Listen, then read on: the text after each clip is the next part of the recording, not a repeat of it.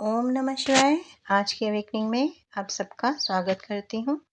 अश्विनी माह कृष्ण पक्ष प्रतिपदा तिथि पितृपक्ष चल रहे हैं, जैसे कि आप सभी जानते हैं। कल पूर्णिमा का श्राद्ध भी था और ग्रहण भी लगा था और कुछ लोगों ने व्रत उपवास भी किया था पूर्णिमा का।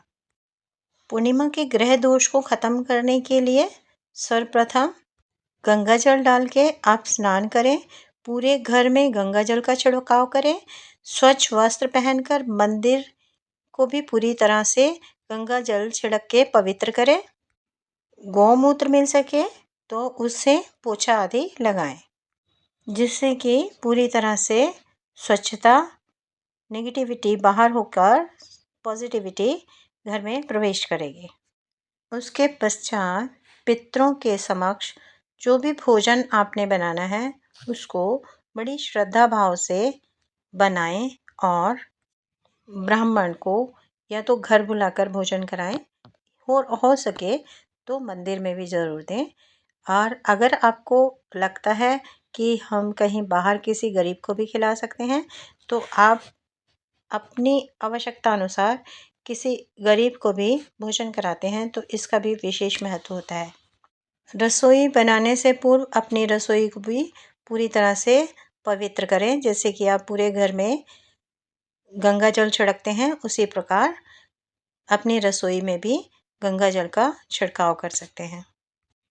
तत्पश्चात ब्राह्मण को भोग करा सकते हैं। अन्नदान, जलदान, इसके साथ साथ वस्त्रदान या जो भी सामग्री ज़रूरतमंद इंसानों को आप दे सकते हैं। जो भी गरीब लगते हैं और आप उनकी सहायता कर सकते हैं, तो आप इन दिनों में अगर आप ज़रूरतमंद को दान करते हैं तो उससे भी आपके पितृ प्रसन्न होते हैं और आपको आशीर्वाद प्रदान करते हैं।